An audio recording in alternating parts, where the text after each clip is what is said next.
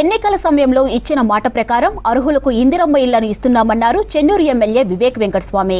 గత బీఆర్ఎస్ ప్రభుత్వం హయాంలో అర్హులకు డబుల్ బెడ్రూమ్ ఇళ్లు ఇవ్వలేదని ఆరోపించారు వివేక్. ఇక కాళేశ్వరం ప్రాజెక్టు ఖర్చు పెట్టిన డబ్బులో అర్హులందరికీ ఇండ్లు వచ్చేవన్నారు. ఎన్నికల సమయంలో ఇచ్చిన హామీలను పక్కాగా అమలు చేస్తున్నామన్నారు ఎమ్మెల్యే. రేషన్ దుకాణాల్లో ప్రతి ఒక్కరికి సన్నబియ్యం అందిస్తున్నామన్నారు ఎమ్మెల్యే వివేక్ వెంకటస్వామి. మంచిర్యాల జిల్లా చెన్నూరు సెగ్మెంట్ కోటపల్లి మండలంలో విస్తృతంగా పర్యటించారు ఎమ్మెల్యే వివేక్. కోటపల్లి రాంపూర్ గ్రామాల్లో అర్హులైన లబ్ధిదారులకు ఇందిరమ్మ ఇండ్ల ప్రొసీడింగ్ పత్రాలను పంపిణీ చేశారు. పర్యటన సందర్భంగా డప్పు చప్పులతో ఘన స్వాగతం పలికారు రాజారం గ్రామస్తులు. మీరు స్వాగతం పలకడం నాకు చాలా సంతోషంగా ఉంది. ఎందుకంటే నేను ఎప్పుడు ఫోన్ చేస్తుంటా సత్యంకి.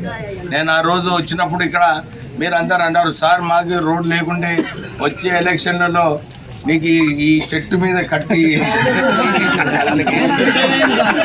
ఎమ్మెల్యే మీద కూడా ఒత్తిడి ఉండాలి. అది ఒత్తిడి ఉన్నప్పుడే పనులు అయితే మనకు.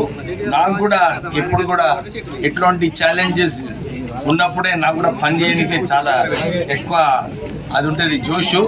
సో మీకు ఈ రోడ్ కోసం మీరు నిజంగానే ఊహించలేరు ఎంత ఫాలోఅప్ చేస్తున్నారంటే అంత ఫాలోఅప్ చేస్తున్నారు. ఎందుకంటే ఫారెస్ట్ ల్యాండ్ క్లియరెన్స్ రావడము చాలా చాలా కష్టం. ఇప్పుడు ఇంత ఫాలోఅప్ చేసినాక కూడా ఇప్పుడే వచ్చేటప్పుడు మళ్ళీ ఒకసారి నిజంగా కరెక్ట్ అప్డేట్ ఏందని చెప్పి R&B ఇంజనీర్ గారితో మాట్లాడితే వారు ఇదే అంటున్నారు, సార్ మళ్ళా డిఎఫ్ఓ గారు ఇంకా 320 మీటర్లు ఎక్కువైపోయింది, దీనికి ఇంకొక శాంక్షన్ తీసుకోవాలని చెప్పి మళ్ళా అదే పాయింట్కి రావడం జరిగింది.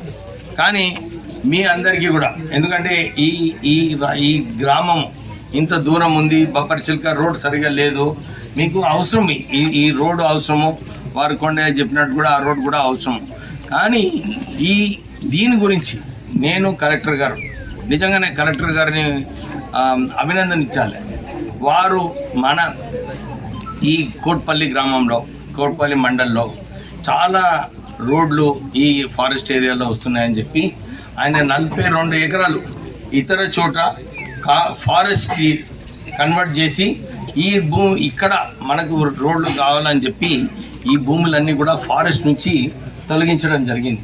కానీ ఆ తొలగించడం జరగడంలో కూడా మళ్ళీ ఫారెస్ట్ డిపార్ట్మెంట్ పర్మిషన్ తీసుకోవాలంట ఢిల్లీకి పోయి.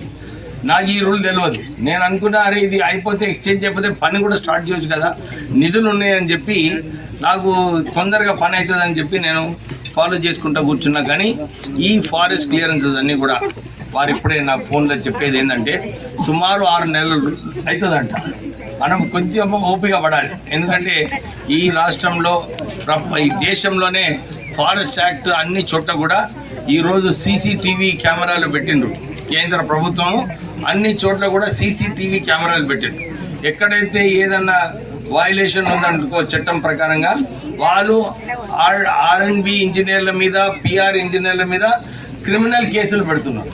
అందుకోసంగా అందరూ భయపడుతున్నారు ఈ క్రిమినల్ కేసెస్ వల్ల.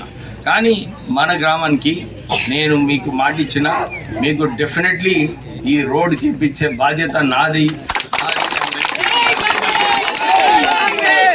కానీ టైం అవుతుంది అని చెప్పి నేను నా రెస్పాన్సిబిలిటీ ఏదైతే ఉందో మన గ్రామానికి ఇంకేం చేయాలని చెప్పి నేను ఎప్పుడు అడుగుతుంటాను.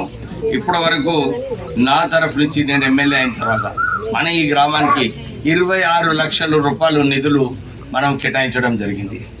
13 లక్షలు DMFTల, EGSల 10 లక్షలు, స్పెషల్ డెవలప్మెంట్ ఫండ్ కింద 2 లక్షలు.